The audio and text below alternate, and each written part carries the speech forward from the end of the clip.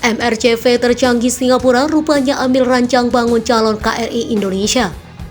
Singapura begitu bernafsu membangun multi-role combat vessel alias MRCV. MRCV Singapura ini akan jadi kapal perang terbesar di ASEAN dengan berat total 10.000 ton. Berat MRCV Singapura itu melebihi destroyer Cina sekalipun, yakni tipe 052D. Singapura memang termasuk istiqomah dalam membangun kapabilitas militernya. Patut diakui soal roadmap pertahanan, Singapura lebih jelas dan terstruktur dibanding Indonesia. Singapura tidak membeli alutsista secara dadakan seperti yang dilakukan Indonesia. Ada roadmap berjenjang mengenai akuisisi alutsista sehingga sudah direncanakan jauh-jauh hari sesuai kebutuhan militernya. Salah satu contoh paling nyata ialah MRCV ini. Patut diduga sebelum Indonesia mengerjakan proyek fregat Merah Putih, Singapura sudah lebih dulu menggagas MRCV.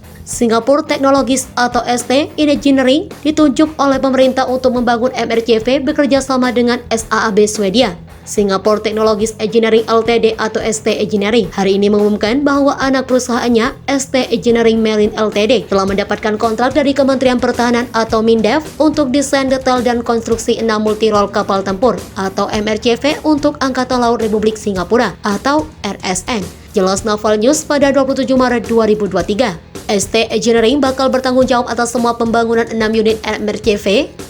ST Engineering bakal bertanggung jawab atas semua pembangunan 6 unit MRCV untuk RSN. Juga ST Engineering akan diberi wewenang melakukan perawatan hingga upgrade MRCV di masa depan.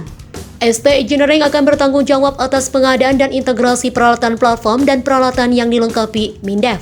Lingkup pekerjaannya juga akan mencakup pelaksanaan desain dan penyediaan rekayasa pendukung logistik terintegrasi untuk mendukung dan menjaga kesiapan operasional selama umur MRCV. MRCV akan dibangun di lokasi ST Engineering Marine di Singapura. Keenam kapal tersebut diharapkan akan dikirim secara progresif mulai tahun 2028 dan seterusnya, kata Naval News. RSN sengaja membutuhkan MRCV yang bisa difungsikan sebagai kapal induk hingga mengoperasikan drone tempur. MRCV dirancang untuk berfungsi sebagai kapal induk dan dapat mengoperasikan berbagai sistem berawak dan tak berawak dengan cara yang fleksibel, intuitif, dan terintegrasi. MRCV akan dapat mendukung spektrum misi yang luas dengan efektivitas tempur maksimum, jelasnya. NG Sing Chan, Presiden Bisnis Kelautan ST Engineering, membeberkan bahwa MRCV yang akan dibangun perusahaannya cukup kompleks.